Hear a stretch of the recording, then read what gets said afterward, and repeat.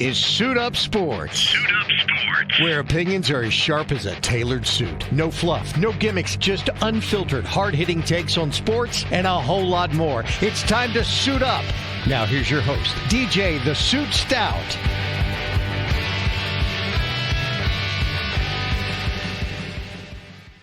Welcome to Suit Up Sports. I'm DJ the Suit Stout, along with 10-year NFL vet Frank Garcia. Frank, how you doing, buddy? I'm doing great, my friend, and it's been a long weekend, but filled with action, a lot to talk about, and some cold weather up here in Charlotte. Yeah, a little chance of some snow flurries today, but like you said, this weekend has been nuts. We knew it would be Friday when we did our show. The college football playoffs have been turned on its head, and the Panthers now are tied for first place. They won a game in the bye week. Yeah, during the bye week, they won a game in the bye week. The Saints, who didn't do us any favors a few weeks ago when they beat us, just did us a favor by beating Tampa Bay. We played the Saints in New Orleans this weekend. We'll get to that. We're going to start today, though, with the college football playoffs. Tim Brando from Fox Sports. You know Tim. He's been a mainstay on all of college athletics for, I think, probably 3 decades, doing college basketball, football. Probably one of the most well-versed guys in the business. And Frank and I worked with Tim back in the day on WFNZ, and he's going to be opinionated for sure. That's why I love him. He's not scared to give an opinion, and he's obviously as knowledgeable as anybody. So he's going to be joining us here in a few minutes. Let's start, and we'll get to Tim right when he joins us. But let's start with the big question of the day. I see what you're wearing here. Is there that might be some sort of indicator. And I've been texting with you all weekend. Are you okay? I'm fine. Are you sure you're going to make it? I'm going to tell you, I was at a little bar in Matthews, North Carolina, watching the playoff show with a buddy. And when Notre Dame wasn't flipped on, after they make you wait 30 minutes to finally see who's in or out, when I saw that Notre Dame was out. I was shocked. That's more what it was. I think you were kind of a pessimist going into it because I don't think you like to get hurt with what reality is maybe and or what potentially could happen negative. So you've already prepared yourself. You had been screaming Notre Dame isn't getting in. There's no way Notre Dame is going to screw us. Wins. They're going to screw us. They're going to screw us. If BYU wins, BYU lost. Yep. And I thought for sure Notre Dame. Well, because the committee, the last 5 weeks, has had Notre Dame ahead of Miami every single week. Yep. So if BYU wins, then Notre Dame will be out. BYU will be in. Okay, whatever. When BYU loses, from what the committee has been saying all this time, there's no reason Miami should have jumped Notre Dame. Nothing happened in the last 2 weeks where Miami beat a good team or Notre Dame lost. Nothing happened to where Miami should have jumped them. And so that's where the confusion and why Notre Dame fans are upset. I was texting friend Nico, our buddy from Neogenics, about he asked me the same question, are you pissed? And I'm like, I'm really not. What really bothers me more than anything, and it's funny, when you're younger, things like this piss you off. It stays with you for days, and, or Duke loses to Carolina, same kind of thing. When you get older, it doesn't stay with you nearly as long. And really the thing that I'm missing the most is when Notre Dame's in the playoffs, I love watching the games with my kids and have people over. And Notre Dame games are where my boys and I during the playoffs in particular, and last year the national championship, where it's making memories with your kids, right? So that's what pisses me off the most, because now I really don't have a dog in the fight. Now I'm going to be pulling for Texas Tech just because I love their coach and I love the way that they do things. Other Ole Miss, I kind of wouldn't mind seeing, because I think it will be kind of a good story for them to lose their coach and then go on a run. But the other teams, I don't like Miami. Texas A&M, I do love their coach, so I wouldn't mind seeing them do well. But Oregon, Alabama, Oklahoma, Ohio State, Indiana. Indiana would also be kind of a cool story. I'm an Indiana fan. Yeah, I'm a Signetti fan. I'm a Mendoza fan, and I know that's something that we will also get into. But it kind of sucks for what they just accomplished this last weekend, beating Ohio State in the fashion they beat them. They punched them. Nobody gave them a chance, including myself. I thought that they were the next group of 4 or 5 teams, and they proved to everybody in this country is that they belong. Yeah. And that coach can coach his ass off. And the sad part about their win is this college football playoff thing is overshadowing that. To be honest, and what's crazy about the predictions and the things that have taken place versus the reality of what happened is normally you can follow the money lines to kind of trace to see, what took place and why it took place. For example, ACC with Miami winning wasn't going to have a team representing them, and this is with Duke winning. With Duke winning the ACC, there's no way Duke was getting in. So this was not going to be one of those things that we could say that there's a reason why they didn't get in, but because of the way that things transpired, Notre Dame's out. It was more of a middle finger to Notre Dame than it was the ACC getting a team representing them. Well, let's bring on now somebody who I know is going to have many opinions about this. We talked about him earlier in the show. Tim Brando from Fox Sports. If you grew up in Charlotte or in the South, you've seen him calling basketball games, football games for probably 3 decades at least, right? Well, it's a little bit more than that. I don't know how long you've been around. But, my first year and my first big break came at ESPN with Dick Vitale, January 5th of 1985. So wow. It'll be 40 years. Good for My you. 40th year is completed now, and I'll start year 41 with my my third network. And of course, Raycom Sports was with me through all of that until it stopped doing games. My last ACC tournament was 2019, but 37 years there. But all of that while, I was with ESPN from 85 to 94. I went to Turner for 3 years, did the Braves and Hawks and the playoffs with TNT and basketball. And of course, those great World Series teams with Ernie Johnson Sr. In the mid-90s. And then CBS from 1996 through 2013, and I've been with Fox for now 12 years.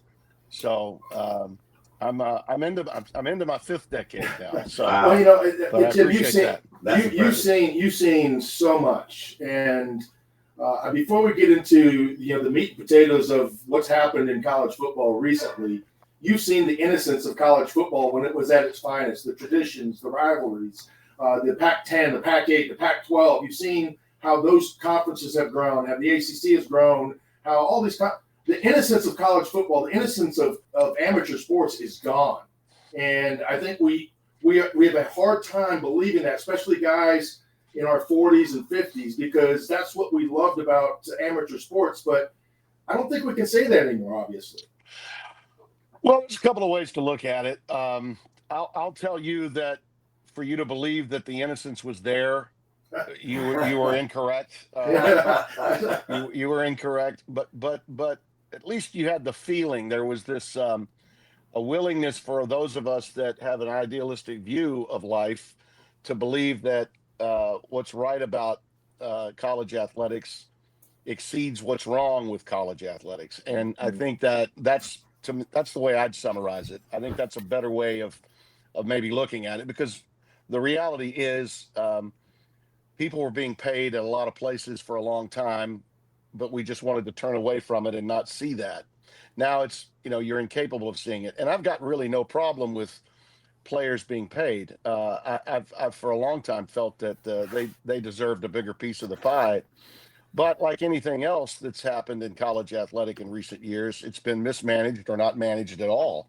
And that's the unfortunate part of everything that's transpired of late. And the adults in the room are the problem. It's not the players. Right. And the adults in the room that are governing the sport are not doing their jobs. And there's no leadership that we can point to. And there are times when fans get really upset with me. A lot of times I tell people I don't get paid for my opinions. I get paid to call ball. I think a lot of fans would prefer if I just called ball and kept my mouth shut about what's wrong. But I love the sport just like you do. I love all things college athletics.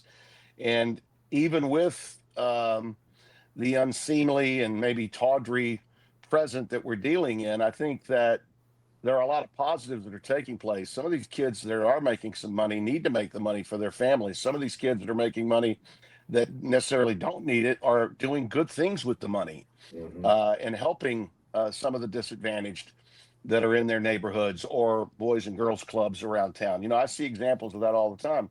But what has happened now that's really, really sad is that we have allowed, and the media is in large measure responsible for this too. We have now cornered ourselves into positions where we're taking care of ourselves to the best of our abilities and our corporations to the best of our abilities.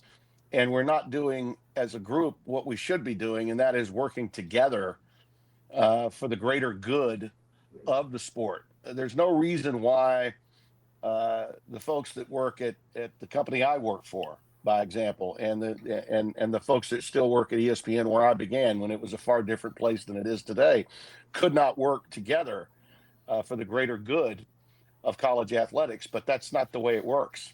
Yeah. College football, by example, college football had a real opportunity when they expanded the field to 12 teams.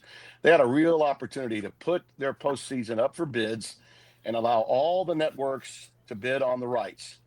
And they didn't do that.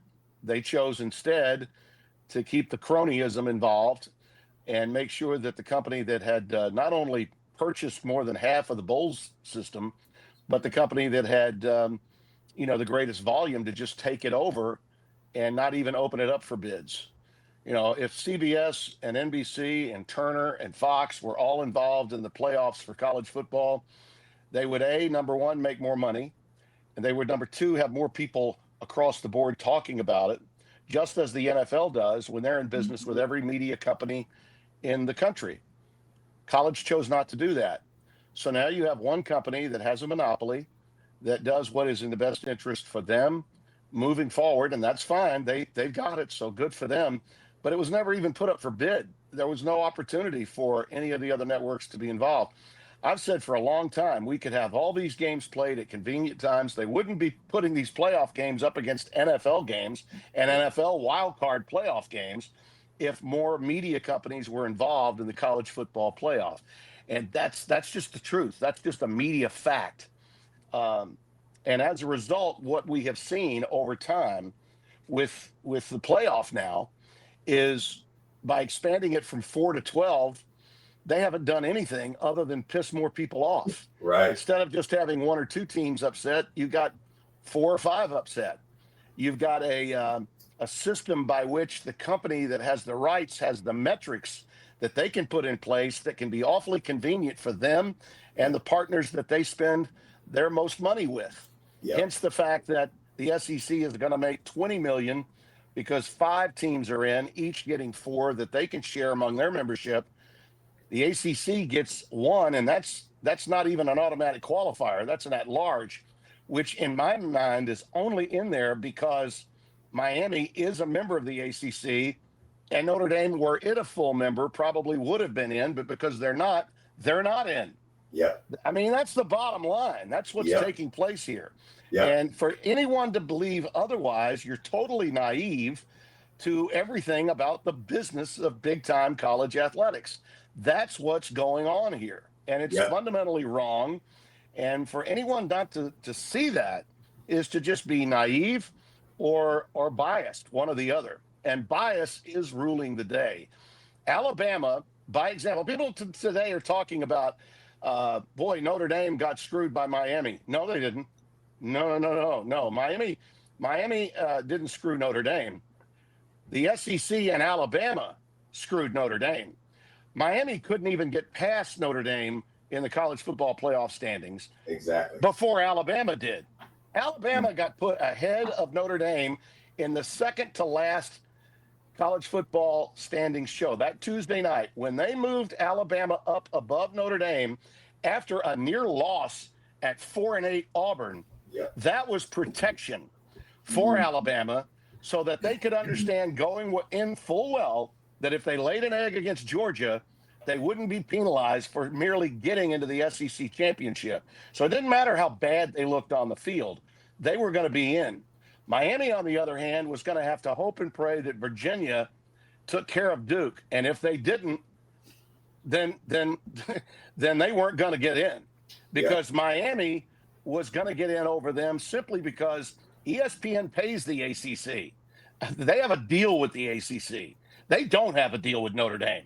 Notre Dame gets to keep all that cash, and they kept it all last year. And I think, in my view, they were getting their comeuppance from the company that owns the rights to the college football playoff.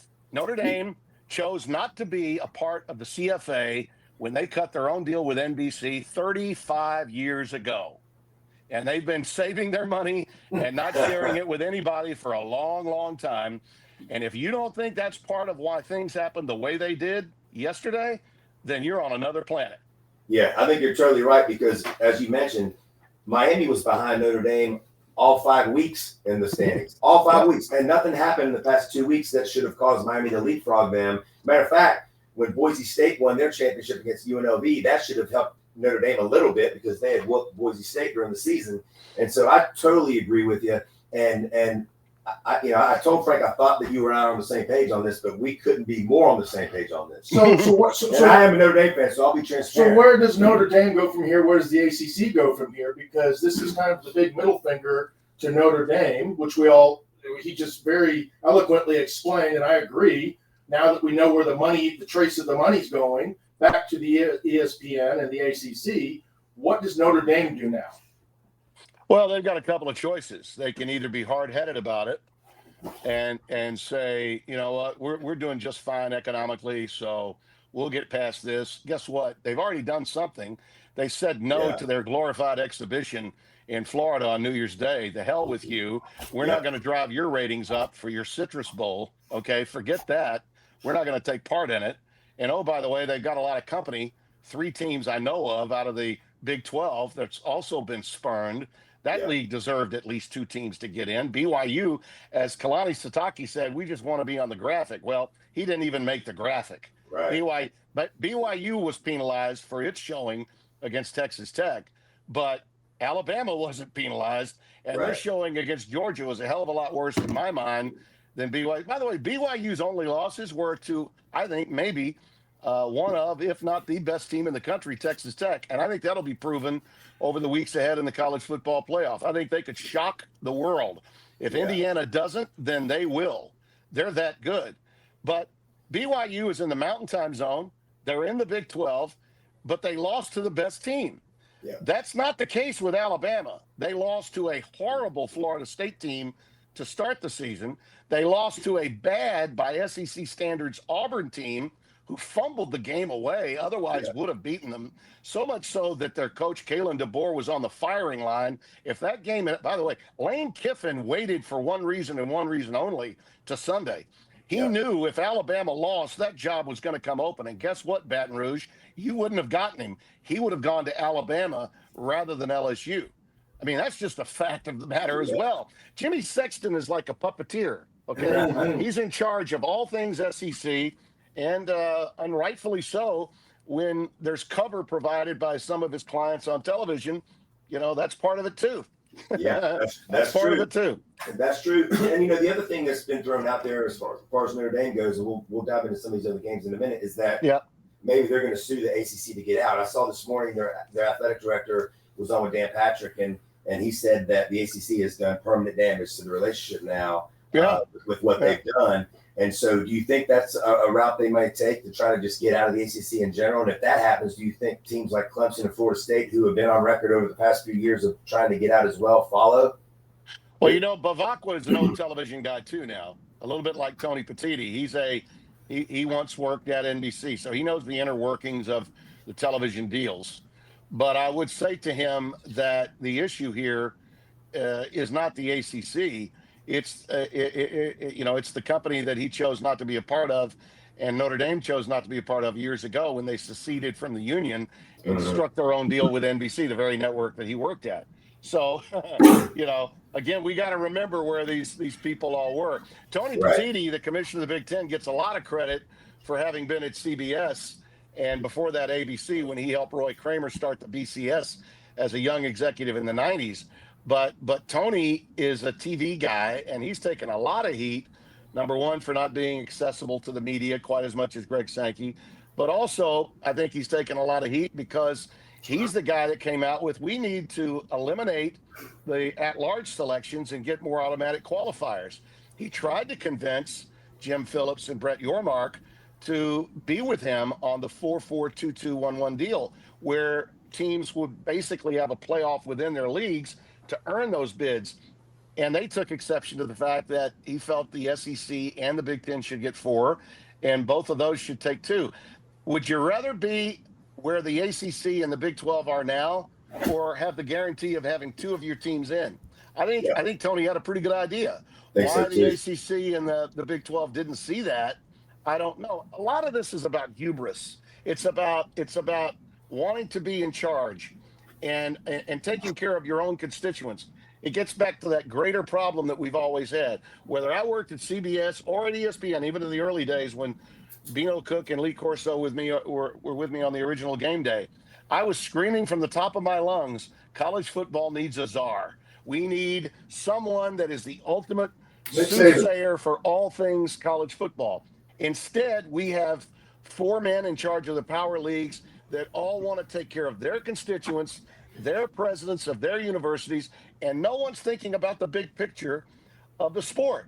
And that's where the bottom line to me of all these issues really lies. And for them not to see that, these are reasonably intelligent, good men. I know them all. I respect them all. But when I see missteps, I'm going to point them out. Greg Sankey was not happy with me when I said what I did a few years ago about them not going to 9 games. Now, thought finally they've done it. Yeah. But Greg Sankey was lying to people in the media about going to 9 when the presidents of the institutions were not going to allow it. They felt like, hey, the metrics are with us, even though we're only playing 8 games. Why should we change? Well, finally, they decided to go to 9 games. And I think that was in many ways because it looked at that time as though the Big Ten and the SEC might have been coming together and beginning to agree on a few things.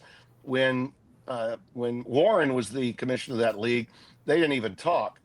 But Sankey has been disingenuous too. I mean, he goes on game day and filibusters 2 years ago to make sure Florida State got screwed when they were undefeated and 13-0 to get Alabama in that year. Yeah. Okay. And Alabama paid the price last year because the committee was like so concerned that if they didn't take care of somebody besides the SEC, they were going to get hammered. They decided to put SMU in the thing after its performance against Clemson. Yeah. And Alabama was left out. So you had to know this year they were going to take care of the Crimson Tide, and they did. Right. But I believe it's Alabama's insertion with 3 losses, and a couple of those losses are bad, really bad losses. Okay. Yeah. And really BYU's were to one of the best teams in the country. That's the only loss they had. They had it twice. And I'm not saying they necessarily deserve to be in, but my God, they deserve the graphic. They deserve 100%. consideration, and they don't get it. And the reason is the almighty SEC must be taken care of first, and they got their 5 teams in. And hell, Sankey was saying yesterday on Saturday, I should say, we ought to get 7 in. He wanted Texas and Vanderbilt in too. Yeah, yeah, I saw that. He's got that much hubris. He's got that much built up in his chest that he believes he's all powerful, and he was powerful enough to get Bama in, but evidently not quite powerful enough to get Vandy and Texas in, who I would argue are both playing better right now than Alabama. 100%. Even though Vandy lost to Alabama earlier in the year. Kirk Herbstreit was right yesterday in the game, a meaningless conference championship game. He said Alabama's leaking oil. They're not the team that was playing as well as they were in mid to late October and early November. That should count for something. None of these conference championship games need to be ruled out. We need to get rid of them. We need to go to 16, and I think we need to adopt the play-in category for the playoffs, where the top teams in the Big Ten and the SEC are playing meaningful games, not just 2 teams playing in a meaningless conference title game, but meaningful games to get into the playoffs. And then let's make sure that we get the right teams in and try to get the committee out of the decision-making process as much as we possibly can. Well, Tim, couldn't the committee have saved a little bit of face at least, instead of creating this pissing contest between conferences, the SEC and the ACC, allowing both Miami and Notre Dame, and maybe, hell, even a Texas or a BYU, if they just eliminate Tulane and JMU? Get rid of them. They're not. Can't do it. They weren't the best teams. I know what they said. Those were the rules. That's low. I know those are the rules, but yeah, that's low hanging fruit. And you know what? It is easy for us to pile on the group of 6 teams. Okay, but you know what? Those teams have pressure to win every week, If they don't go undefeated or just have one loss, now this year was a bit of an anomaly because you do have a 2-loss team representing. Okay, Tulane did lose 2 games, but they at least played quality opponents. I mean, they did go to Ole Miss. They're going to have to play them again. But, I think, that's on the ACC. Okay, let's not blame Tulane and JMU for the opportunity of a lifetime. College football, the power conferences could not schedule a full slate of games for television to carry, if not for those teams in the group of 6, or what used to be known as the group of 5. I hear what you're saying. Okay, and I understand it from a football man's perspective, how you'd feel that way. But them's the rules, baby. Them's the rules. And that's something that you decided on. This system was flawed from the very jump. It was flawed from the top. And I think that people that are bringing that up today are just looking for the low-hanging fruit, and they don't understand how college football has governed itself. We've been pissing down the legs of the group of 5 and group of 6 teams forever. I don't know how many times Boise State had to be a quality team, and yet people rained on their parade every year.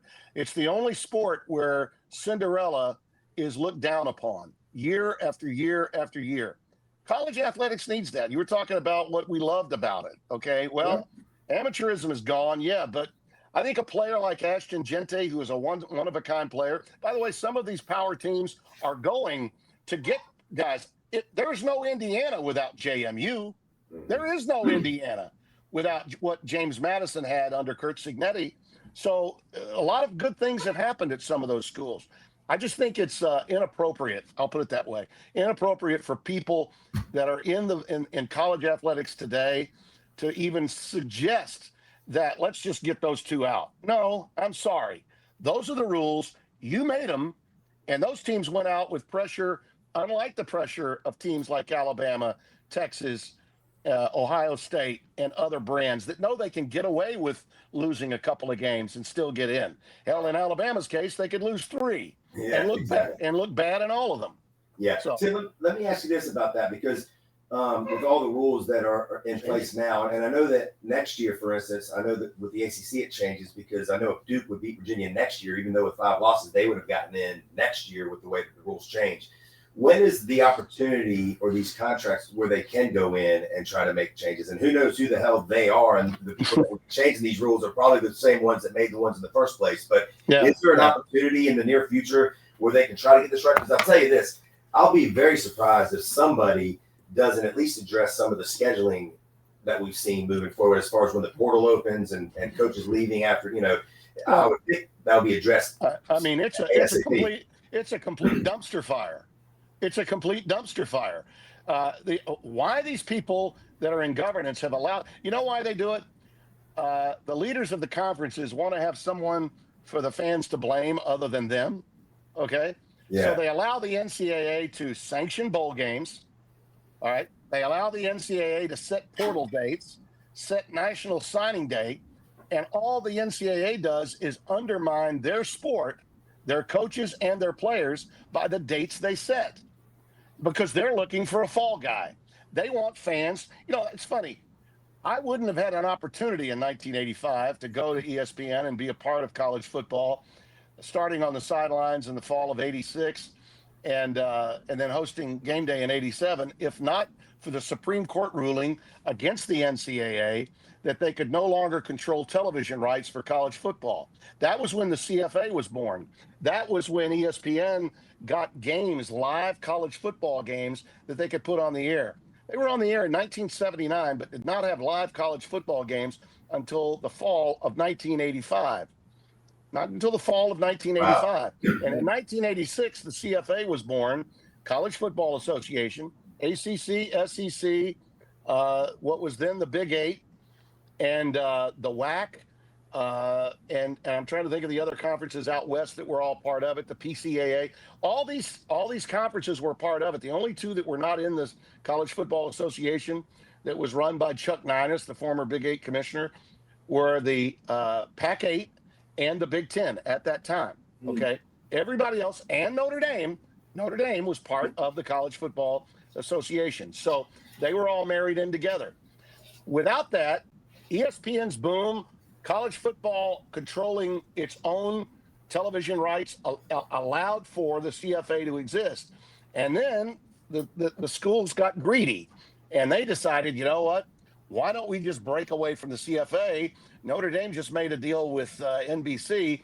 Let's all join forces and have our own TV deals. CBS with the SEC, the ACC with ABC, and so on and so forth. So the conferences started taking on. All of this became a reality only after the Supreme Court ruled against the NCAA.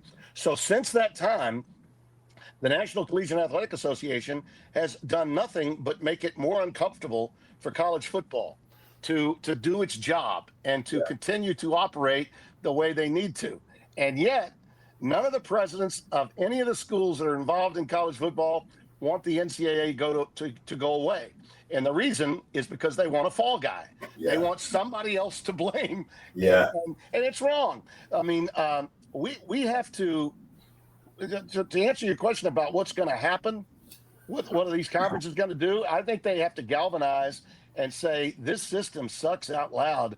We have to go to 16. We have to have a format that limits the committee or banishes the committee. I'd love to see the committee gone entirely. Let's allow the computers, several computers. You know, the BCS wasn't, when you think about it, in terms of determining who really deserved to go, it was a hell of a lot more equitable to me than this godforsaken committee that has people on it that we know are connected to all these different institutions. Check how many people have Alabama ties that are on that committee. Either they're from Alabama, they went to school at Alabama, or they were a part of the SEC and worked at some point in time at Alabama. Ivan Mizell, the only media member, grew up in Mobile, Alabama, for crying out loud. I mean, it's over the top. It's over the top. If people took a closer look at this, they'd see exactly what I'm talking about. But again, they choose not to. And because ESPN has the monopoly on the postseason, they'll cover what they want to cover. Okay. They don't necessarily have to cover that's there. And because they are such a mammoth Goliath organization and control most of the inventory of college football, a lot of the fans really just don't know what they don't know. Well, and that's just part of it. You know, it's funny. I'm learning so much about it feels like I've been watching The Wizard of Oz and I just discovered who was behind the curtain. Yeah. And that's, you know, because a guy that's so knowledgeable about the sport has just pulled it back and exposed. I can see why these guys don't want you talking. You know, but we can sit here and talk for days about. You mean you understand now why Feinbaum can't have me on his show? Yeah, that's right. he went to Alabama. He has some connection with Alabama too. Greg Sankey did not want me on his airwaves talking about what's transpiring here with college football's postseason. Absolutely. We can sit here and talk for days about the negative things wrong with college football. Yeah. But there are also so many great things that are being overshadowed. Like the win against Indiana winning. Oh my God! I mean, what a! I got goosebumps still watching Cignetti and Fernando Mendoza talking after the game how crazy he was. I mean, how good is Indiana, and how great was that win for not just college football, but for the state of Indiana and what Cignetti's done there? I'm thinking about some of the greatest hires in the history of college football. Okay. And I'll throw this out, see if you guys agree. All right. In the last, post-World War II era of college football. So I'll go that far back. Yeah. Post-World War II era of college football. Some of I think of maybe, can I get a handful of great hires in the history of the sport? Well, I've been around long enough to remember some. Some were big, but the sport was more regional at that period of time. I think in the 90s, after the cable boom, Game Day had been on the air at this point, maybe 5 or 6 years. And the hire that Duke made of Steve Spurrier when Ben Bennett was a first-team All-America quarterback and won, Duke won its first title since that year, the 1989 season. And, the ACC at that time was really beginning to kind of cook a little bit. Bobby Ross had gone to Georgia Tech. George Welch at Virginia had a really good team. Those teams would be 1 and 2 in 1990. But in 89, Duke won the ACC title. Now, it was different then. There were only 8 teams in the conference. But then an even better hire came after that when Spurrier went to Florida. Florida had never won a title at all. And he took the fun and gun to Gainesville. And in my mind, after Bear Bryant and obviously Saban because of his run of national titles, there's no question in my mind Steve Spurrier is the next face that goes on the SEC Mount Rushmore. I mean, he was the guy. He changed the game. Yeah. Okay. I mean, everyone had to pivot defensively after what Steve was doing. But since that time, I don't know of a greater hire in college football than Kurt Cignetti from James Madison to Indiana. Now, look, we did have the portal in play at this point. But again, generationally, okay, those are the rules. You can do this. He brings what used to be called Division I AA when I was doing FCS games in the 80s. But he takes a team, James Madison, the core of that team, 30 or so guys, into the Big Ten and goes undefeated and makes it to the college football playoff in year 1. Yeah. With a quarterback that is the Big Ten player of the year that had been playing at the FCS level the year before. Yeah, okay? Exactly. Now, what does he do if after year 1, the Big Ten player of the year, Curtis Rorson, is gone, and he improves his quarterback position by getting a quarterback that Cal had that no one on the East Coast had ever even thought about, even dreamed of. Fernando Mendoza was a step above the Big Ten player of the year at the quarterback position. And he had, yes, some of those guys remaining, but he had to supplant some of the seniors that left him with portal players, and he did not miss on one of them. They're all great players. Surratt, the receiving corps alone, Cooper, Surratt, and Becker are 3 of the best wide receivers that you'll find on a team. And that defense, led by Aiden Fisher, the linebacker, they're never out of position. Those guys are always in position. So that, to me, is maybe the great in my lifetime. Okay, and I consider the change in the eras.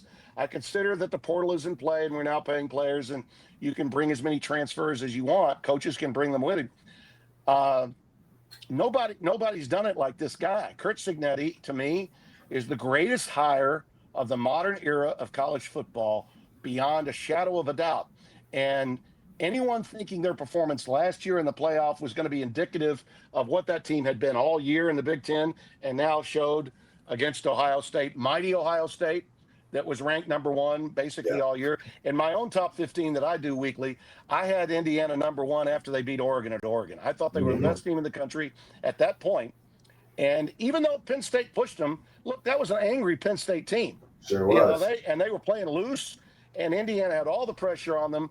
And that drive Mendoza made at the end of that game, look, I'm a Heisman voter, have been for 30 years. I'm not supposed to tell you who I voted for, but you tell me of a better Heisman moment than that drive Mendoza made with their season on the line. I mean, wow. Yeah, if that wasn't good enough, what he did this weekend, I mean, that should have solidified the whole deal. Yeah. Let me ask you about one other coaching thing, because this is a debate that we were having with some buddies of ours. Another coaching deal with Lane Kiffin going to LSU. How long? And you're there. You're still in Louisiana, right? So that's your neck of the woods. And I live in Shreveport, but my career really began in Baton Rouge and New Orleans. Yes. Right. So you're tied in as well as anyone.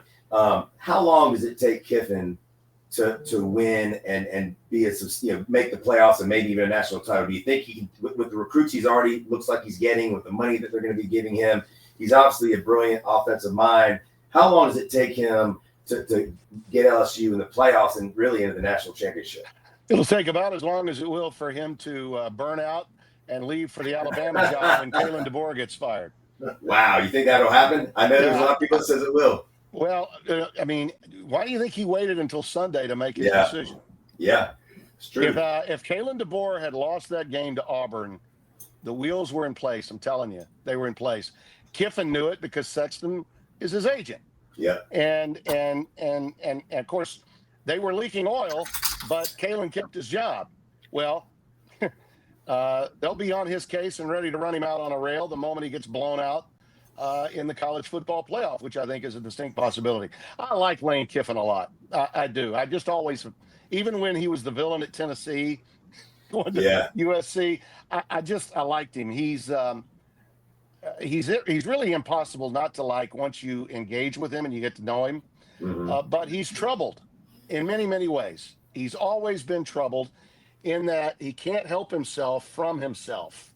And one of the great embarrassments, I think, for ESPN over this whole deal with him is that fluff hour-long documentary that he decided to do about his changing image and how Ole Miss did more for him than he could ever do for them, all the while with wheels turning, knowing that if the opportunity to leave to go to LSU was there, he was going to take it. My God, did you guys ever see that documentary? I did. Yeah. I mean, what an embarrassment. Yeah. That's one that they should put on ice in their archives at ESPN. I don't know if they were going to submit it for an Emmy, but if they were, they probably aren't now. Yeah, no doubt. But the bottom line is Lane is a chaser. And I think any one of us that's in the workplace, especially the performance workplace, God knows I've been there.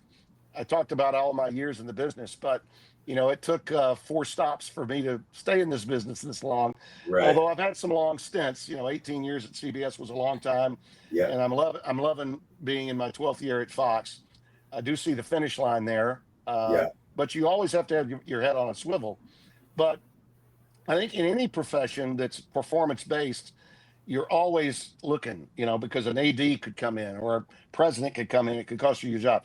But Lane has not gotten rid of that disease. Yeah. He's not. And to leave a team, I don't know about you guys, but to be this close to a national championship and to walk away with, you're 3 games away.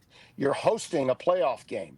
You've made history at Ole Miss. And to walk away, and he had to know that they were not going to let him coach. You're not going to be able to go to a rival school and keep that job. Anyone thinking that Keith Carter made a poor decision? No, that was the only decision that AD could make. Agreed. The only decision he could make. That's right. And I think Pete Golding will do a great job. Hey, wake up the echoes of Steve Fisher when he took over for Bill Frieder. Bo Schembechler said, "I'm not going to let an Arizona man, an Arizona State man, coach a Michigan team." That's what Ole Miss did. And I think they're a scary team. I love their draw. I think if they take care of Tulane and then play in New Orleans against Georgia in a rematch, I saw that first game. Yeah. And as long as Charlie Weiss is back there calling those plays for Trinidad Chambliss, I think they're dangerous. I think they're very dangerous. Yeah, but that's the thing with Lane. Lane can't get out of his own way. And I know the people down in Louisiana believe they scooped everybody by getting him. And, ha, Florida, you didn't get your guy. And Ole Miss, ha, you're our rival. We got your guy. But the reality is that was a $200 million package to get his players, and his assistant coaches. They still have to pay $54 million to Brian Kelly. They will still be paying off their debts when he leaves to go to Alabama or someplace else. If not Alabama, he'll go to the NFL because Lane is just one of those guys that will never be comfortable. He'll never be completely happy. And I think that's one of the reasons why Saban mentored him. And here's another fact maybe you haven't thought about. I think Nick Saban coerced LSU and Lane Kiffin to come together because the first call LSU's people made was to Nick. Right. And once his wife and he, once he told his wife, "Oh, I'm sorry, I'm done. I'm going to stay where I am." Yeah. I think she wanted him to take the job. But once he didn't take the job, he said he would do everything in his power to get them their guy. And I think he did. Now he has to play it cool on the air because of the position he's in. But the reality is he's a Sexton guy too. So he knew if he could get Lane there, that it would take some of those bad feelings that LSU has had about Nick all these years for leaving and then ultimately winding up at their rival, Alabama. Now, the difference was obviously Nick had a Wayne Huizenga on a tarmac in Baton Rouge in 2004 waiting for him, and that tugged at him too. Nick was chasing. He was chasing rainbows. And so he had an understanding of maybe what Kiffin was going through. But that still won't stop him from wanting that Alabama job. And ultimately, I think that's what's going to happen. If you want it that badly, if you sell your soul, and I think LSU did, then don't be surprised if you get burned in the end. And I think ultimately that's going to happen. The reality is he became the biggest villain in college football, and LSU will be the most hated team in Division I college football, particularly if Ole Miss gets bounced early, Right. and especially if Ole Miss gets hot and rolls all the way to the national. And you know what else is really stupid? And this is true. LSU is on the hook to pay Kiffin an additional $1 million bonus if Ole Miss wins the national championship. I did not know that. Ole Miss doesn't have to pay it. LSU does. Wow. I didn't know that. The power of Jimmy Sexton strikes again. Well, you just said something right there. He seems to be the puppet master controlling college football right now. Especially in the South. Especially in the South. Yeah. Yeah. I mean, to have that type of power, to be able to control. I should have been a damn agent. I knew it. I would have been able to make it through all the school. So I would have been able to make it through the school. Tim, with the playoffs, starting here in a couple of weeks, you mentioned Ole Miss, and you think they've got a good chance and a good road to maybe. I love their draw. I just like their draw. Yeah, I do too. What other teams are you looking at that you think, that like if you were to make your prediction now, like what do you? We don't get to see a lot of Oregon out here, and I'm a big believer that they have the talent to compete against everybody, right? With their offense. Defensively, they're not Ohio State and I didn't even know that Indiana was as good as they were on defense. The number 2 team in the country. Yeah, you've seen them religiously. I knew how good Cignetti was, but they were the best coach team in college football. And Oregon took them. I know Indiana won by 10, but that was a 3-point game going on until like the last 3-4 minutes of that game. Frank won a national championship in Washington, so. He's got a little of that. Oregon has all that. Oregon has all that money. Yeah. Oregon has all that money. They can compete. Yeah. By the way, you played with if you were at UW when they won that title, then my old broadcast partner from CBS, Ed Cunningham, was. Oh yeah, Ed's a great guy. He's a Academy Award winner now. Yeah, too. I heard that. I congratulated him a couple of years ago by doing that. So good man.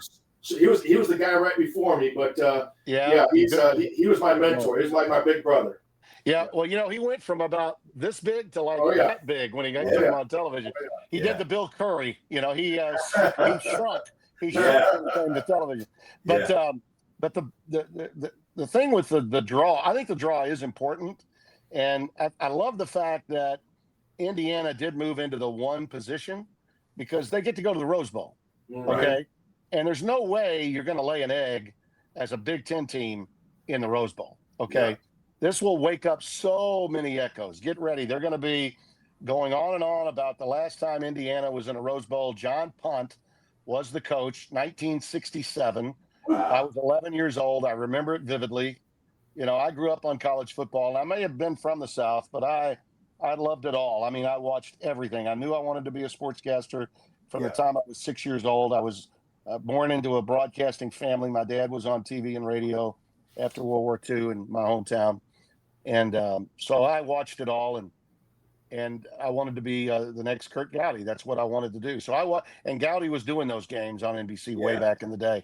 So you're going to be hearing a lot about that. They'll be waking up the echoes of Lee Corso's Holiday Bowl victory. Right. So much goodwill from the olden days at Indiana. And, they had moments. Bill Mallory had a really good program there for a period of time. It's not like they've been horrible, but they've never been it. Indiana is now it for the very first time in their history. And I love Indiana to go the distance. Now, the other team that I would also favor here is Texas Tech because of the big-time chip that they have on their shoulder. Mm-hmm. They are tired of hearing, and commentators did this, and I don't know. I mean, I think it's just easy to pick on teams that aren't in the SEC, that aren't the brand names. And, okay, Texas Tech has the biggest bankroll of any team. They spent more money than any team. And you know what? All that has done is energize the players because I did 2 of their games this year, and they're the nicest guys, and they care about one another big time. When Joey McGuire says my guys love one another, he's telling the truth. By the way, I think Joey McGuire's I'm a big Notre Dame fan, so I love Marcus Freeman. Right. I love Signetti, but I think Yeah. Joey McGuire might be my third favorite coach Yeah. in football. He makes me And want to run through a wall every time I see him talk. And his first couple of years, guys were coming in, calling his games, calling him High School Harry. Okay. Yeah. No coach likes to hear a commentator call him High School Harry. Yeah. And that really got under his skin, and players knew it too. They only lost the one game to Arizona State when Baron Martin, their starting quarterback, was out, couldn't play. Mm-hmm. And by the way, the kid that came in to back him up, Will Hammond, he's out now with an Achilles and out for the year. But he helped them win that game at Utah when Baron got hurt in that game, and then did his best, but also got hurt in that loss at Arizona State and was out for the year. But Baron Morton has been just tremendous since he returned. And that defense, not just Rodriguez, who, by the way, I believe will be in New York. I don't think he'll win it, but I think Jacob Rodriguez deserves to be in New York for the Heisman ceremony. I agree. He's that good. He is that good. I think that team is going to play with a level of vindictiveness towards being an outlier that crashed the party, even though they've got an open date, and even though they are playing, out of the top four positions. I wish they could have had a home game. Yeah. But still, I think that team, even with a week off, is going to be very dangerous. So I like the Texas Tech draw. And my outlier, fellas, as I said before, I love the Ole Miss draw. I just think if you had to tell them from a preparation standpoint with all they've been through, best thing that could happen to Pete Golding when he's now having to wear the hat of not just defensive coordinator but also head coach is to play a team they've already played and beaten, 100%. like Tulane. And then to play Georgia, a team that they had on the ropes, led by 9 points In to the start the fourth fourth quarter. Yeah. All that happened in that game was Georgia, Mike Bobo decided to pound the rock and make an Ole Miss defense that was really good in its starting lineup but lacked depth, make them stay on the field. Mm-hmm. And they instead of having quick drives, they had longer drives, and they kept the Ole Miss defense on the field. And then a couple of 3-and-outs occurred to Ole Miss's offense after they had scored on their first 7 possessions. I mean, my God, when you score on every possession against Georgia, control of the game against In Georgia, yeah. At Athens. So I love that. I think the game that a lot of people are pointing to open the week, the big game, is the Oklahoma-Alabama game. People are thinking that that's going to be a great matchup. I don't think it will be. I think Oklahoma's going to spank them. And I think they outplayed them at Bama. The last time Oklahoma had them at home, they knocked Alabama out of the college football playoff by beating them last year with a losing record, really. Yeah. They knocked them out. So I think this is a great opportunity for Oklahoma to end it quickly for Alabama. So that'll be the game that's most talked about going into the first round. But those are my 3 choices. I think, one, I'm going to go Indiana. I think they're that good. Yeah. I think Ohio State's in some trouble because they've got to be asking questions of themselves again. Last year after losing to Michigan, they were able to use that juice, turn it into a chip, feel like underdogs. Well, I think instead of feeling like underdogs with Indiana, I think they're just flat out embarrassed. Right. They're flat out embarrassed. And that's a little harder to come back from. I think Ryan Day's job is going to be a lot more difficult. To your point, Oregon, without a doubt, Dan Lanning's a hell of a coach. That team is really, really good. But I think Dante Moore is a year away. In a big playoff game scenario, I think Dante Moore with one more year of experience, I would roll with the dice on Oregon. I had Oregon last year, but when they had Dylan Gabriel, and you saw what happened, they just got a horrible draw. Yeah. To have to play Ohio State a second time. Otherwise, that would have been their year. But those are my choices. I like, in order, Indiana, Texas Tech, and my upset Cinderella story, if you will, because of the draw, would be Ole Miss. First of all, thanks again for joining us and taking the time. This is all. You're great. I mean, not only are we getting some education, but just the storytelling. I'm going to be a lot smarter now talking against you. 100%. Yeah, exactly. But I want to ask you 2 things for you, Lee. First of all, you've been in every stadium you can imagine when it comes to college football and college basketball. We always argue here being in the South, and I've been to a lot of the SEC games, ACC. I've been to Notre Dame, Michigan, Ohio State. To me, the loudest stadium I've ever been into, and to me it's not even close, has been Tennessee. and I saw Tennessee when they beat Florida with Spurrier and all those Mhm. games. What's the loudest stadium you've ever called a game in where literally while you're calling the game, you and your partner are having a hard time even hearing each other? You know, that's a great question, and I've ranked my top 5 all-time stadiums in the past. I did it in a sporting news book that was put out years ago, and I actually Keith Jackson wrote the foreword for it, but I wrote the introduction, so I was really honored. Nice. Sporting News was putting the book out, and I was doing a radio show at that time that they were in the radio business, so they allowed me to do that. Uh, Knoxville is clearly top 5, and without question, deserving of number 1 if you're going to say all day parts. If you Right. say daytime and nighttime. But I have to go with a little homerism if you're saying loudest ever.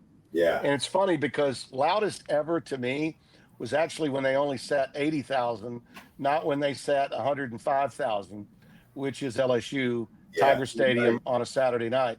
I saw the game between USC and LSU in the fall of 1979. John Robinson's #1 team, Charles White, Marcus Allen in the backfield, Paul McDonald at quarterback. I mean, they were just loaded. #1, Charlie McClendon had a 3-2 team that made it to the Tangerine Bowl in his final year. The late David Woodley was playing quarterback. Steve Ensminger, the one-time offensive coordinator on the 19 national championship team with Joe Brady, with Joe Burrow, he was the backup quarterback. They split time at quarterback that year, and LSU had them on the ropes, had them down 12-10 with about 6 minutes to play, and they were totally outmanned. USC should have won that game going away. Yeah. But as they all say, the Fighting Tigers on the Bayou down there, they were just going nuts. And they actually had Mike the Tiger in those days. They put Mike the Tiger on the field in a cage right behind the away team. So to this day, Marcus Allen will tell stories to people. I know because Marcus and I were together at CBS when I was doing college and he was doing the NFL. Marcus will tell stories about how scared all the California guys were because not only was the Tiger behind them, but he was in a cage and they put a PA microphone next to the cage and it was just, oh my God. Constant. Yeah. And the crowd was, and the smell of liquor in the crowd.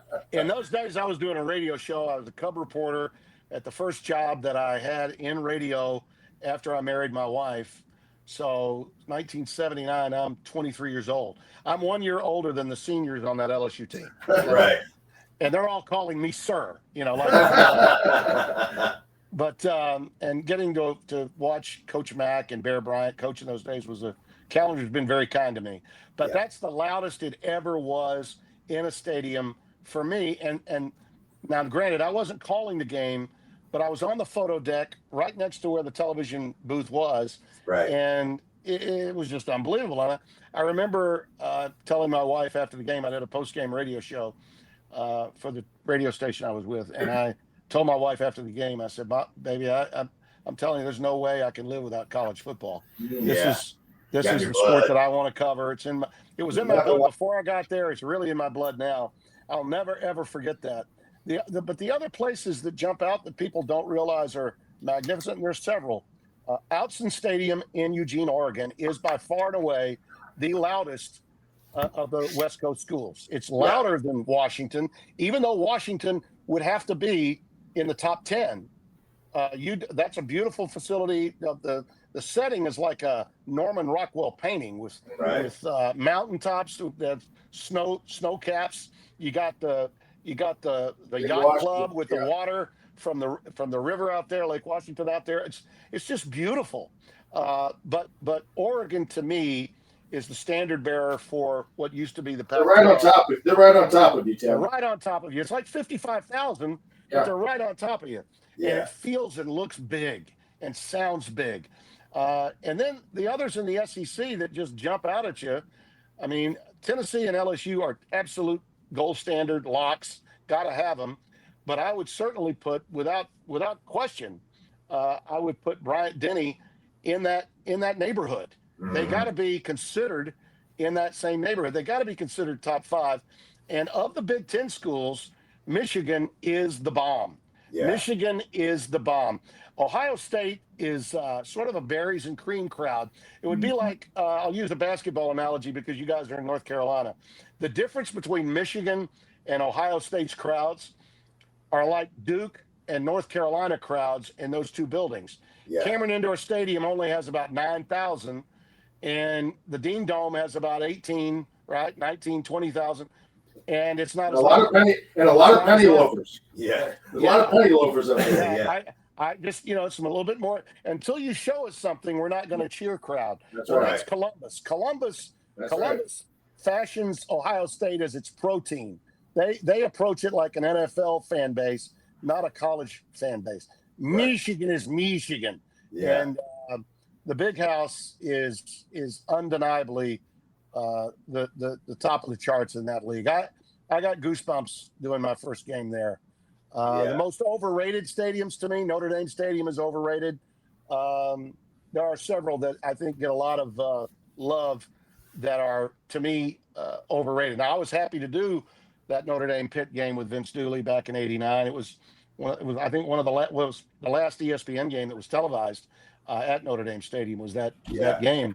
So I was happy to see Touchdown Jesus and hear the victory march as the teams came out, but it's not on the same level as Michigan, in my view, and those others I mentioned. And by the way, before you die, go to Mikey Stadium in the Black Knights of the Hudson. Go to an Army game, especially if they're playing Air Force and another military academy. Man, oh man, you talk about feeling great to be an American. Yeah.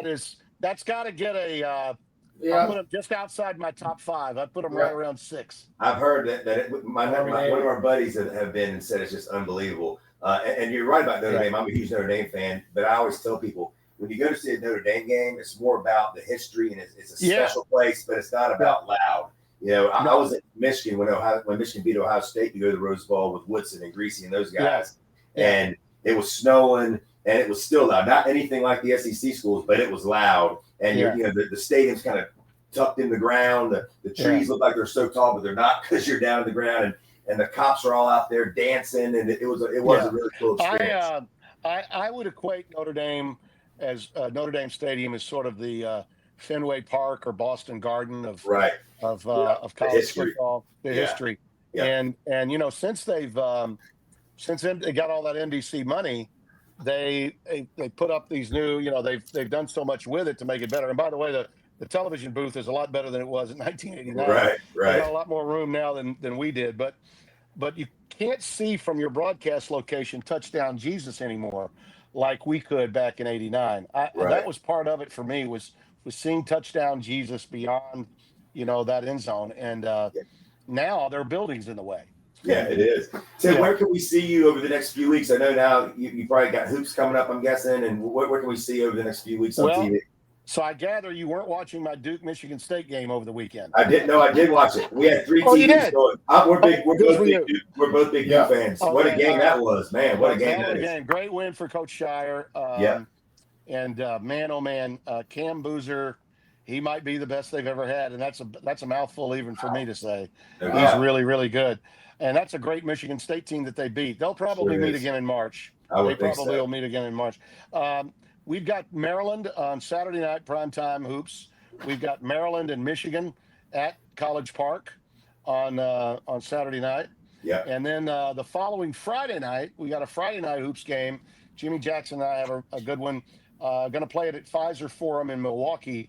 Villanova out of the Big East taking on Wisconsin out of the Big Ten. So those are my next 2 college basketball games. Then I'll get a couple of weeks off through the holidays and get back at it with hoops from January 3rd on. So one final question for you.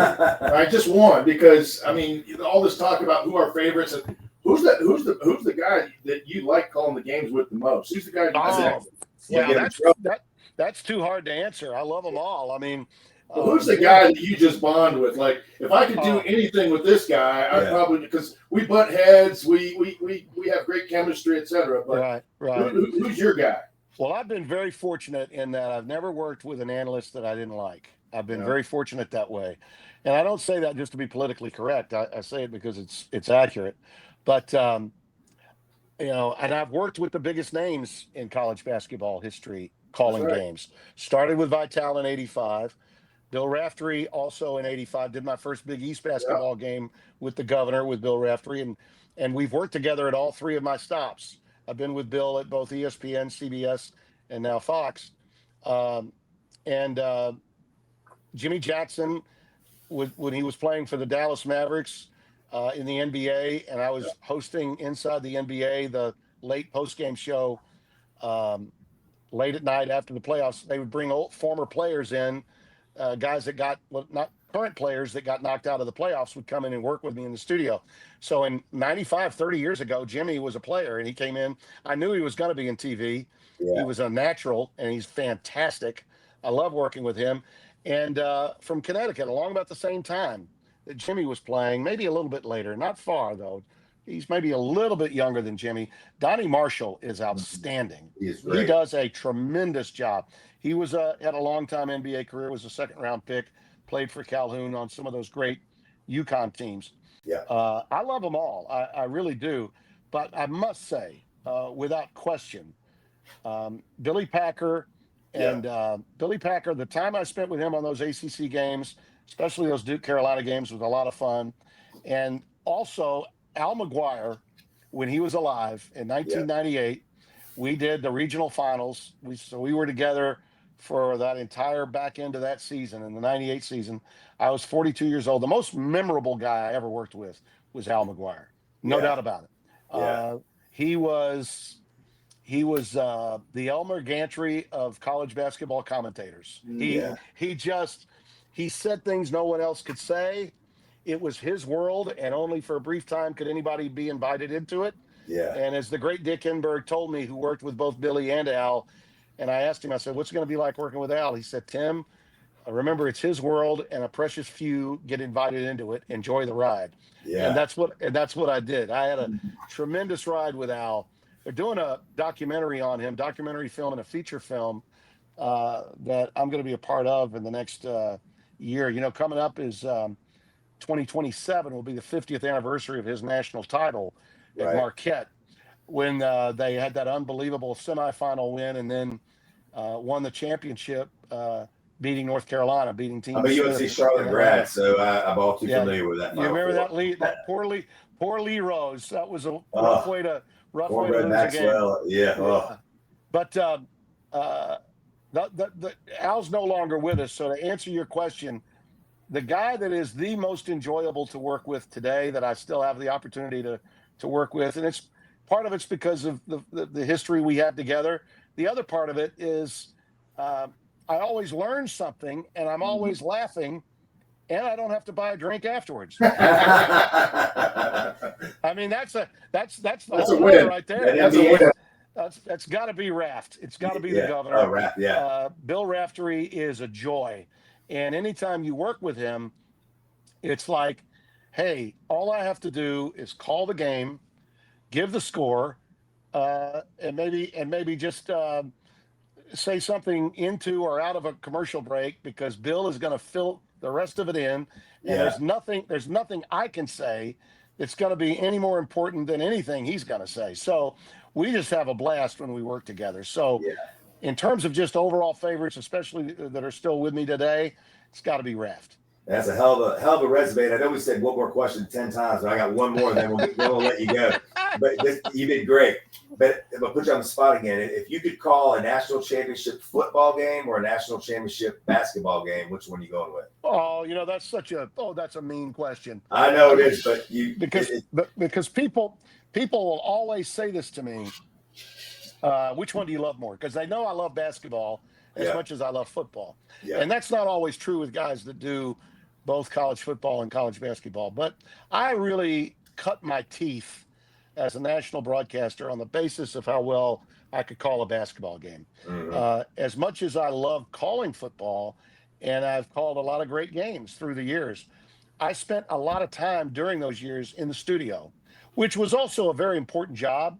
Sure. It certainly gave me a lot of visibility. I think it helped me with my ability to stay in the business a long time. I tell young broadcasters, you can't be a one-trick pony anymore. You got to be talented and versatile in some areas. Find a way to distinguish yourself as a broadcaster. And for me, I think probably the thing that distinguished me more, particularly with people that were looking to hire, was the fact that I could do as good a job in the studio as I could on a game. Yeah. And that helped me a lot. And I always wanted to be at the game. I was never totally happy when I was in the studio because you're sort of dodging landmines and you're always Right. having to go quickly and you're always on the clock to hurry up and get through because the game's about to start. Yeah. So I think in a lot of ways, football for me was my passion to do it every week. This is the first job I've ever had in network television where it's all I do. All I do is call college football and college basketball now. And in the spring and summer, I chase 4 grandchildren and I chase golf balls. Like golf, yeah. Grandbabies and golf balls. That's what I do in the spring and summer. But in those early years, I was around the clock. I was doing College World Series. I was doing Major League Baseball, the NBA. I mean, I was working around the calendar like so many young broadcasters do. It's what you have to do when you're cutting your teeth in our business. But I think because I have so much history in college basketball, games like Duke and Carolina in the regular season are like Final Fours. Oh, yeah. In that area. No doubt. I used to tell people, for many fans, the college basketball season doesn't even begin until after Duke plays North Carolina the first time. That's right. And for about the last 20 years that those two played, between the early 2000s and 2019, when Raycom went away, I did that game, the first game every year, either with Mike Jaminski or Dan Bonner or Billy Packer. Yeah. So those were great years. If it were one or the other, I'd have to say basketball. Yeah. Final Four, and I got as far as the regional finals. And when there's only 4 broadcasters left when you're doing the regional finals, Right. So punching a team's ticket into the Final Four was as great an assignment as I ever had, especially the one with Al McGuire. No doubt. But a college football national championship is still mythical. Even with the committee, even with the playoff, we could argue on and on and on about who wins, who truly is the best team in college football. Basketball gets it right. Mm-hmm. It's always gotten it right. Having a full-scale tournament, having teams have to go, and some teams based on seeding, you might get a great draw one year. And I would say a few times when Coach K got those 5 national championships, he had really good draws. But you know what? He earned them with a number 1 seed. So, that's part of it. That's part of what makes basketball great. Basketball is inherently a tournament game too. You know, as a kid growing up, and I played basketball and baseball through high school. I gave up football to call football on the radio with my dad when I was 14. But I played basketball and baseball, and basketball is a tournament game. Yeah. And I think that because that's the case, for me, any championship game, whether it's in high school through the tournament process, or in college through the NCAA tournament or the NAIA or the Division II, a national championship is unreal. I did a lot of the Division II national titles. I did an NAIA national. Those were great moments for me because I knew how much it meant to those kids and to their parents. Yeah.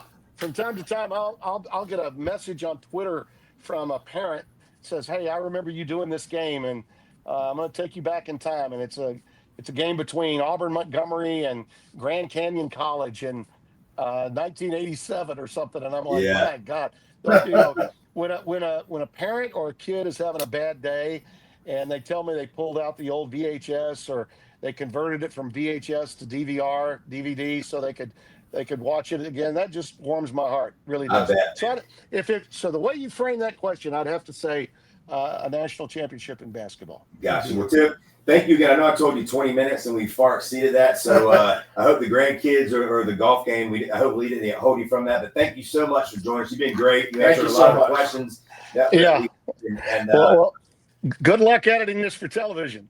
Well, don't let us go with this. Don't let us go as long as we want to. We appreciate it. Thank you so much. Thank you, Tim. It was my pleasure. Thank you. Welcome back to Suit Up Sports. DJ the Suit Stout, along with Frank Garcia. Want to thank Tim Brando again from Fox Sports for joining us. He's always great and opinionated, which is what I like, because you know this, Frank, as well as I do. A lot of times TV guys don't like to really get too into the opinion piece of it. They want to kind of stay out of that. Tim has no problem doing that. He's as knowledgeable as anybody you're going to talk to.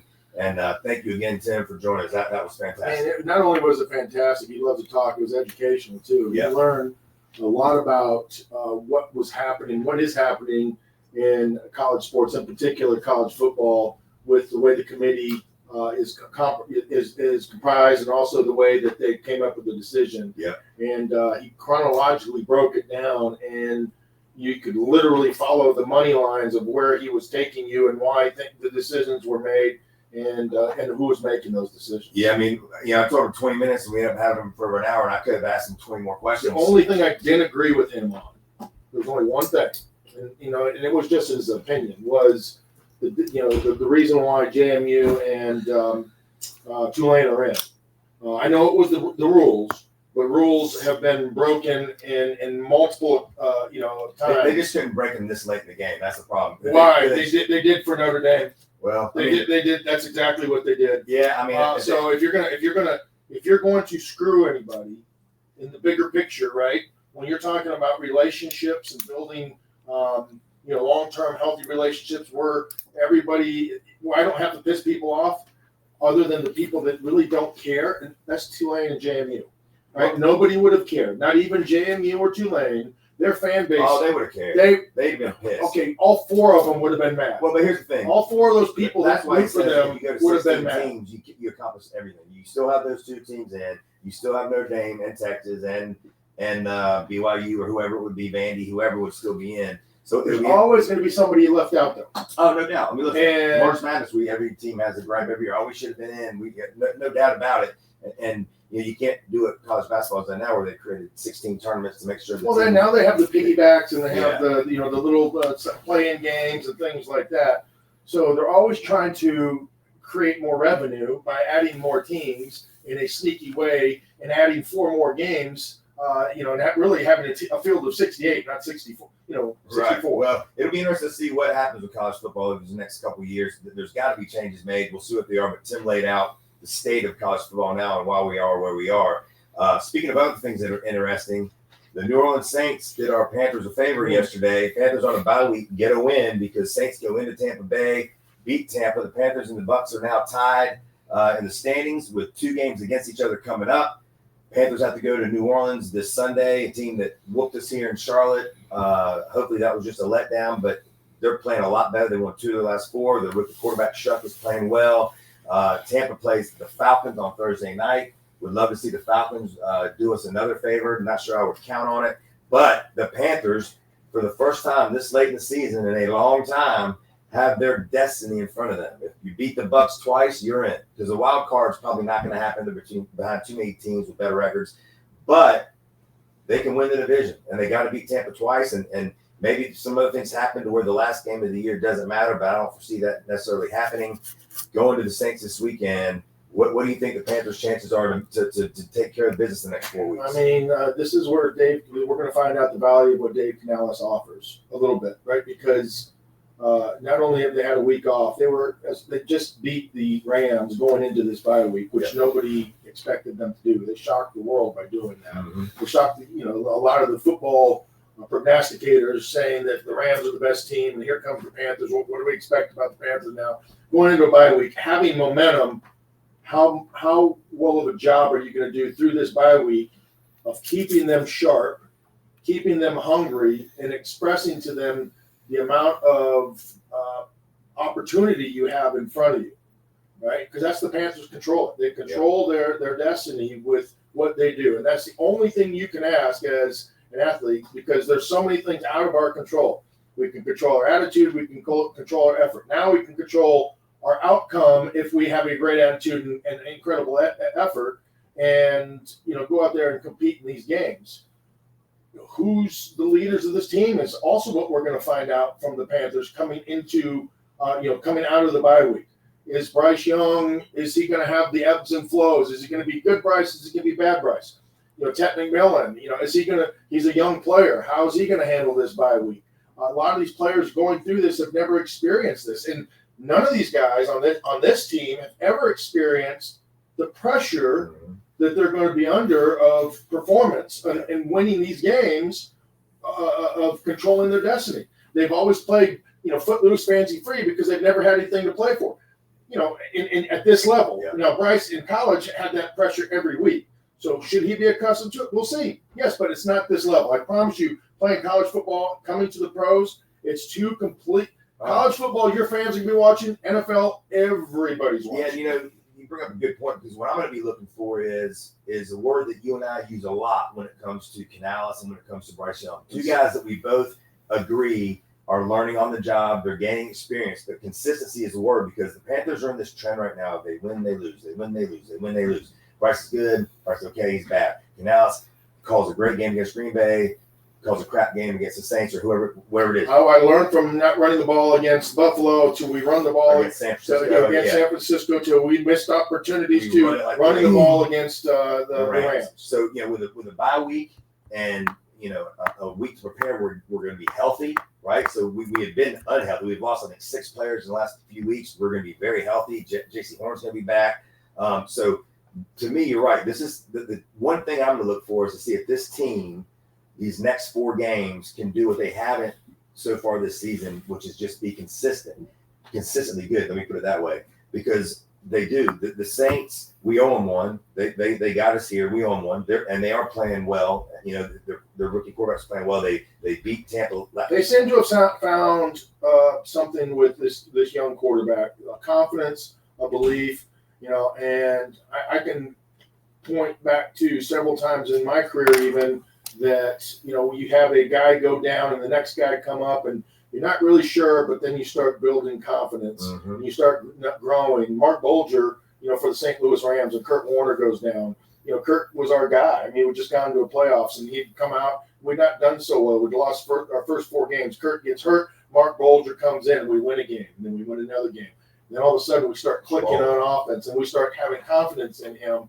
It seems like that's where the Saints are at with this. Yeah, they beat Tampa yesterday. Last week at Miami, and Miami's now won, I think, 4 in a row. They had a 2-point conversion at the end of the game to try to tie it. So they're playing well. This isn't going to be an easy, as we know. And we shouldn't think that anyway, because the Panthers on the road, their record is not the best in. But you're right. But if you look at the last 4 or 5 weeks, when they beat the Jets on the road, which was, we talked about a hurdle, which they should, but we didn't know if they would. But then they go to Green Bay. 9-6. Then they go to Green Bay and win on that the road. That was a good win. And so that was a great win. They've at least started building some confidence now that we can win on the road. We beat Green Bay in Green Bay. When they won on the road versus when they've lost on the road, what's been the biggest difference? There's 2 things. Well, I can tell you, their defense playing lights out, be first. number 1, and running the football. Right? Yep. Those are and I'll give you another third one. You have to bring your special teams as well. You have to make some sort of play in the special teams in order to win on the road in this league. Yeah. Especially when you're not as talented as some of the other teams you're going to be playing. I think this is one of the games you can match up with the Saints and say, hey, we're equally as talented. They have some holes. We have some holes. They have a young quarterback. We have a quarterback that we're kind of growing and you're learning. And, it's time to stop making those excuses for Bryce. It really is. He's no longer a young quarterback. He's a veteran player in this league, and he needs to go out and he needs to control this team, and he needs to lead by example. And this team, if he wants to be the future of this organization, these are the games that he has to win. The games on the road where you're looking at an opponent, they're playing well, you're playing well, and we got to go and beat them. You hear this analogy all the time, but I think it's 100% true right now. Is every game the rest of the way for the Panthers is a playoff game, and we said that about some of these college teams the last couple of weeks, and it is. I mean, the playoffs start this Sunday against the Saints, because if you lose against the Saints, now you're behind the 8 ball again. If you win against the Saints, regardless of what Tampa does, you still control your destiny. So the playoffs, as far as I'm concerned, starts this Sunday against the Saints. Then you've got Tampa here. Then you've got Seattle here, and then you're finished the season with Seattle's the best team in football right now. Seattle defense Rams, is playing great. Their defense is the Rams, awesome. They are the best team in football. I'm not making that up. They are the best team in football right now, according to their record, which is what we go by at this league and this standard. Is where we are, is what your record says you are. Yep. And the Seattle Seahawks are the number 1 team in the NFC. And we've got them coming here after the Bucs game next week. Tampa has Atlanta this Thursday night, at Carolina, home against Miami, home against Carolina. Miami, like I said, I think won 4 in a row. They're playing a lot better, so that's not going to be a walk. I really don't even care about what the other teams. That's my as point. a Panthers fan. We got to win our game. I don't care who our Tampa games. has, who New Orleans has, who the Seahawks has. Is that if you're going to be a playoff team, you have to be concerned about who you're playing and what you do. No doubt. It's not about what everybody No else scoreboard does. watch, It's about what you do. And I'm knowing as Coach Garcia coming out, talking to his players, we don't care who we're playing. We have to execute to our ability to do what we do. And that being said, this is going to be a big stretch to see if Bryce Young can carry this team, as I just said. You look at the national championship game that just played on a college level where you're the 2 best teams, number 1 and number 2. Everything was equal.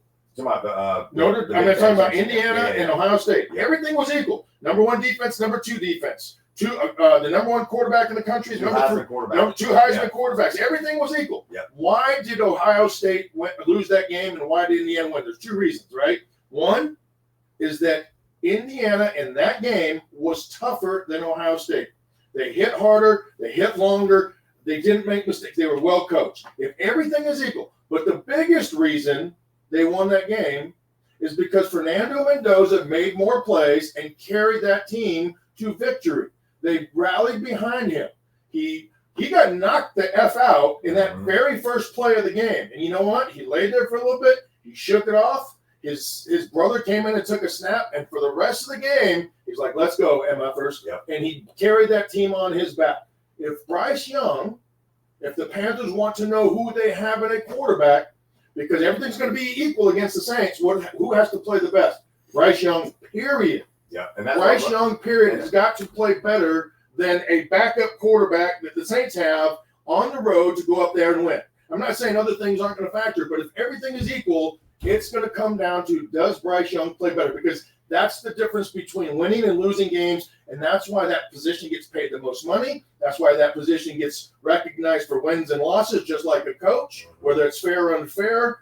This is the reason why you play quarterback in the NFL and why you are the number 1 overall pick, not a first rounder. The number 1 overall pick is so you could win games like this. Yep. It's incumbent upon Bryce Young. If this team is going to make the playoffs, he has to be the best player on the field, period. Yeah, I agree. And that's why, the consistency point with Canales as well. We need to be able to run the ball, like you said, because when Bryce is his best is when he doesn't have to throw the ball 35, 40 times. It's when we're running the ball, they can pick their spots. He can throw an accurate ball like we saw against the Rams, which I think the Rams game is a perfect blueprint of how Bryce Young can win this game. Right. And we've seen him with the last drives and the game-winning drives and all those things. We've seen that he has that in him.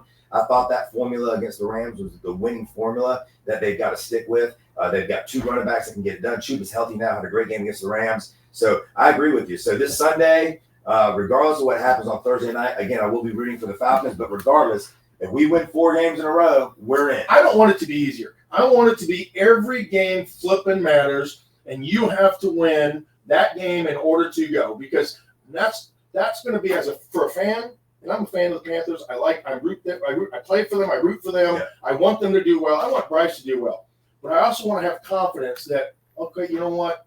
Those last 4 or 5 games, he showed, whether we win the Super Bowl or not, he showed that he's the guy that we can count on for the future. Because right now, I still don't know. Yeah, I mean, it's still up in the air. He shows glimpses of it, and you're totally right. And here's the thing. The Panthers being 7-6 this late in the season with getting to the playoffs in their own hands are further along than, if everyone's being honest, they're further along at this point than we thought they would be. That's right. So now nobody thought in the world that they would beat the Rams. No, nobody. Or Green Bay. So we're further along than anyone thought we would be this year. We also have an eye on the future because we do know we're still a lot of holes to fill to be where we want to be. But like you said, these next 4 games are going to let us know a lot about who should be on this roster, who shouldn't be. Is this quarterback the guy that can be the guy that for the next 5-10 years? Is this coach the guy? I think that's the biggest question we have to answer, DJ. Right? It's not about this offensive lineman or that defensive lineman or this receiver or whether Leggett can catch or what. It is absolutely, well, there's 2 things. If Dave Canales is the guy that is going to lead us and have us prepared to go on the road in a hostile environment where they're playing well, It's us against the world. Is he going to be the guy that rallies the troops and that we have confidence in? And is Bryce Young our guy at quarterback? Yeah. Those are the only questions I'm looking for this season, for the rest of the season. I don't expect to win the Super Bowl. Right. I don't expect to go out there and make this magical run, like the Rams did, and win the rest of our games and catch fire. It'd be nice if we were in the conversation, if we won a playoff game or two, if we got to but we have to get there first. Yeah. And in order to get there, you have to win against the Saints, period. This is a must-win game for the Carolina Panthers coming out of a bye week. If they don't, everything for me, I have a little helium in my boat. I'm starting to, you haven't heard me do this all year, have you? Nope. I'm starting to, starting to believe and pump my balloon full of a little bit of air. But if you lose to the Saints, all the air goes out, and we're right back to where we started from. We need to change our quarterback and potentially our head coach. Well, we talk all the time this year about building blocks and hurdles that this coach and this team and this quarterback need to clear during the season. Winning on the road is one you brought up earlier we talked about. And they have. They haven't been consistent with it, but they have definitely jumped some of these hurdles. These next 4 games are, like you said, if you want to be a Super Bowl contender next year and the year after that and the year after that, you got to jump this hurdle. You got to win this game Sunday. You got to give Tampa hell here the week after, making the playoffs again. I didn't expect us to make the playoffs, so if we don't, I'm not going to sit here and say that this year has been a shitty year, because it hasn't been. But it'll be a lost year. But that's something we've gained a lot. But what I will say is we got to answer the 2 questions. We won't know who we are going forward. We got to know is Bryce Young the quarterback and is Dave Canales. That's right. And right now they show glimpses of that they are. But then we take a step back sometimes and go, oh, what the heck kind of play call was that? Or Bryce, what are you doing? So, and those are going to happen. And, I'm not saying that they have to be perfect. I'm by no stretch of the imagination saying that these guys but they have to find a way. And I don't care if it's a 9-3 game. Right. I don't care if it's a 44-40 game. They have to find a way to seal the deal, to move forward. It's win and move on, survive and advance. Yep. And it starts on Sunday against the New Orleans Saints at New Orleans, which is not an easy place to play. There's some raging Cajuns. Ask Tim Brando. Yeah. Those drunk Cajuns out there. They'll be ready to go. I promise you. And that dome can get rocked. And they know the position the They Panthers hate them. This is going to have a rivalry atmosphere game. Yep. I don't know if you saw the game against Chicago and Green Bay. I watched the whole thing. It's great. That was a playoff environment. It was. I mean, the attitudes, the effort, the tenacity, the tenaciousness, the violence that people were hitting with in that game. That's what football has been built on, was that type of rivalry game. Same thing against Ohio State, Indiana. Mm-hmm. Those were 2 heavyweights right in the center of the ring, slugging it out and seeing who's going to be the last man standing. Yeah. Right. This is going to be that type of game, or at least it better be for the Panthers, because if they go out there and get hit in the mouth and they fold like a cheap tent, I'm done. We know. I'm done with them. And Saints are 30th in the league in scoring, but 12th in defense. They beat us. We have an extra week to prepare. So this lines up to where you would expect this hungry, tough Panther team that we see sometimes to come out and punch the Saints in the mouth and the revenge factor. They need to be the ones punching. 100%. And if they get punched, they better step up and punch harder. Yep. Step up bigger. Yep.